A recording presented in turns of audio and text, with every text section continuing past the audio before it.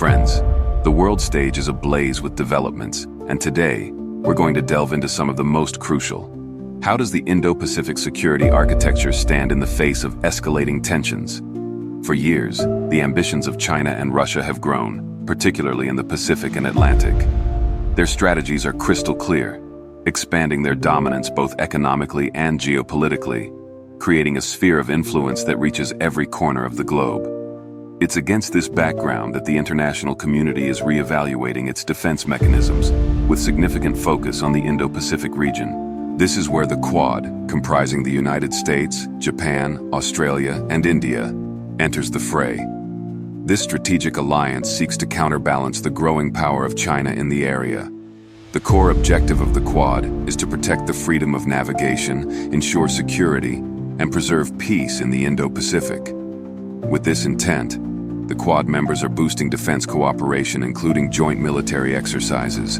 The focus is on demonstrating their combined power to potential adversaries and preventing any attempt to disrupt the established world order, especially in areas like the South China Sea, which has become a source of much contention. The partnership also aims to strengthen economic ties amongst the members, reducing dependencies on any single nation. It is not solely a military pact, but more of a comprehensive security and economic agreement.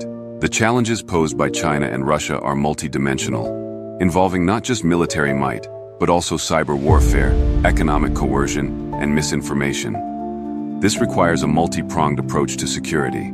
The Quad acknowledges this, moving from merely responding to incidents to a strategic posture aimed at deterring any potential aggression. Australia, for example, is investing heavily in cutting-edge naval technology, such as nuclear submarines, while Japan is bolstering its defense budget. India is continuing to modernize its forces and deepening partnerships with regional and extra-regional countries. The United States remains at the forefront, providing technological support and military expertise and ensuring its own military presence remains strong. The Quad is not just about confronting China. It is also about ensuring that the Indo-Pacific remains a region of peace and prosperity for all, with all members playing a pivotal role. But before we go any further, it's important to pause for a moment. We're trying to bring you the best content possible, so please take a second and subscribe to our channel, hit that notification bell so you don't miss anything, and give this video a thumbs up if you're enjoying it. Your support goes a long way in helping us grow and continue this work. Also, let us know in the comments where you're watching from. We appreciate it and want to know where our community is. And stick with us to the end. We have some critical conclusions you won't want to miss. So let's get right back into it. A key aspect of the Quad is its focus on maritime security. This involves not just naval power, but also enhancing information sharing to have a more complete view of the maritime environment. Joint patrols, intelligence sharing, and capacity building among the member states are becoming more regular. The goal is to increase interoperability, making sure that their forces can operate effectively with each other. Each member brings its own specific strengths. For example, Japan provides technologically advanced ships and submarines, while Australia boasts significant long-range patrol aircraft. India's strategic location in the Indian Ocean is also critical. The United States maintains strong naval presence and provides vital support. This comprehensive approach highlights the alliance's commitment to maintaining the freedom of navigation and a rules-based order. The joint military exercises, such as the Malabar exercises, which involve all 4 Quad members, serve as a crucial element in building a coordinated force and send a strong message to any nation that might contemplate aggression. This demonstrates the commitment of the Quad members to act in concert for their shared security interests.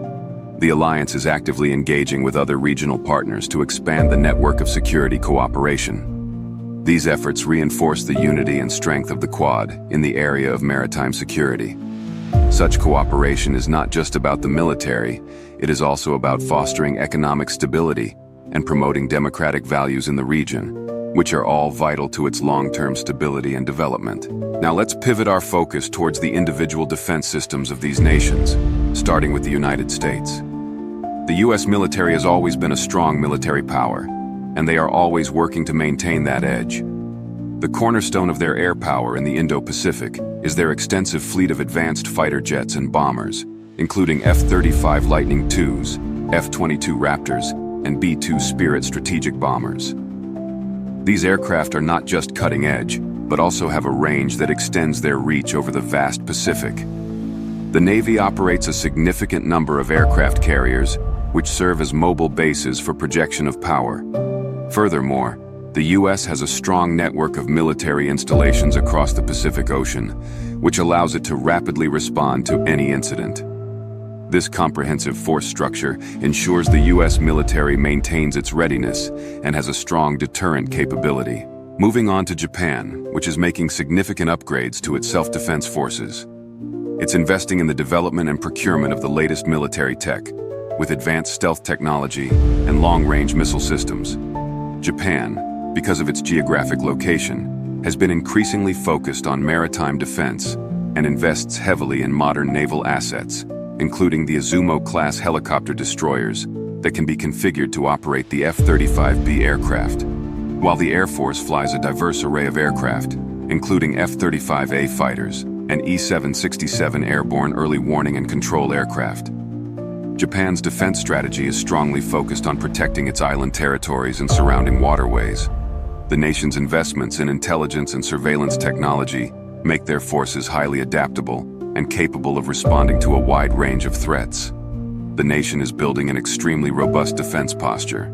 Australia, with its strategic geographical importance, is building its military through some strong investments. The nation's defense strategy is focused on enhancing its ability to operate both autonomously and within a multilateral framework. Australia is currently procuring state-of-the-art warships and submarines, including nuclear-powered submarines and advanced air defense technology.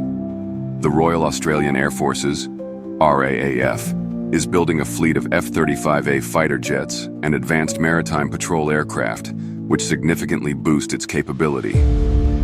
The modernization is not just about equipment, but also the capability to operate seamlessly with partners like the US. The Australian Defence Force aims to build the capacity to respond to various scenarios within the Indo-Pacific theater. These new capabilities increase Australia's deterrent posture and defense capabilities. India's defense strategy is based on modernization and self-reliance, with a large focus on domestically produced equipment. The Indian Armed Forces are modernizing through new aircraft, tanks, and naval vessels. Its Air Force operates advanced fighter jets, such as the Sukhoi Su-30 MKI and locally produced Tejas. The Navy is building up its fleet with new frigates and destroyers, including aircraft carriers like the INS Vikrant, and with the Indian Army focused on modernizing its armored and infantry. India is making strong investments in missile systems and cyber capabilities. India's strategic focus is on defending its borders, securing its maritime routes, and being a key player in the Indo-Pacific region. The Indian military is one of the world's largest, and they continue to expand. Now let's talk about naval strength, which is vital in the Indo-Pacific because of its large oceans. Each of the Quad countries is actively building its naval forces. The United States Navy leads with its huge carrier strike groups, submarines, and other powerful naval vessels. These are stationed across the region. Japan has a large fleet of destroyers and submarines, focused on anti-submarine and anti-surface warfare. The Royal Australian Navy focuses on advanced frigates and submarines to patrol its coastlines and engage in regional operations. The Indian Navy operates various aircraft carriers, destroyers, and frigates, which enhance its ability to project power throughout the Indian Ocean. These combined naval forces help keep trade routes secure and keep the region stable. The Quad's collaborative efforts go beyond military strength and include crucial domains of cybersecurity, information sharing, and technological cooperation. Cybersecurity, which is paramount in modern conflict, involves regular exercises to enhance cyber defense capabilities across the board. Information sharing helps create a common operating picture for enhanced situational awareness, which helps them better respond to any threats. Technological cooperation is aimed at developing new cutting-edge technologies, such as artificial intelligence and autonomous systems that can be deployed in the defense sector. This also helps create innovation and reduces their reliance on other sources. The Quad is strengthening its partnerships and working together to build a resilient security infrastructure. It is making sure it is ready for any threat. The Quad, which started as a response to regional instability, has evolved into an important organization promoting stability in the Indo-Pacific. Its integrated approach that focuses on military cooperation, economic partnerships, and shared values is crucial for maintaining peace and prosperity. With the continued focus on naval security, technological development, and joint drills, the Quad countries are ready to deal with any potential security issues and maintain a stable and balanced Indo-Pacific. The cooperation amongst the four nations goes beyond just defense. It extends to economic growth and regional development. This makes the Quad a force to be reckoned with. The Quad is not the only entity that is active in the Indo-Pacific. The alliance is constantly adapting and growing to meet the ever-changing security landscape in the area. The Quad is also focused on maintaining the rule of law and promotes a peaceful and prosperous region. As the Indo-Pacific continues to change, the Quad is making sure it is prepared. This collaboration and cooperation sets a new standard for international security and highlights the importance of working together. Now, we've looked at the military aspect, but there's a broader picture, which includes the economic and political consequences of these developments. The growing military tensions are intertwined with economic competition and geopolitical rivalries. The nations in the Indo-Pacific face the dilemma of balancing economic growth with national security and the need to be self-reliant with cooperation with other nations. The Quad is not just focused on military matters, but also on developing secure supply chains and building infrastructure to ensure their long-term prosperity. This is a very complex time, with many nations trying to figure out how to navigate these complicated issues. In conclusion, there have been a lot of events on the global stage. The developments that we've gone over in this video, from the strengthening of the Quad to the technological advancements within the individual militaries of each nation, show that the Indo-Pacific is now the center of global security. It's a very complex environment, and every step that is being taken is to ensure peace and stability is the focus of all these nations. The Quad is continuing to grow and adapt.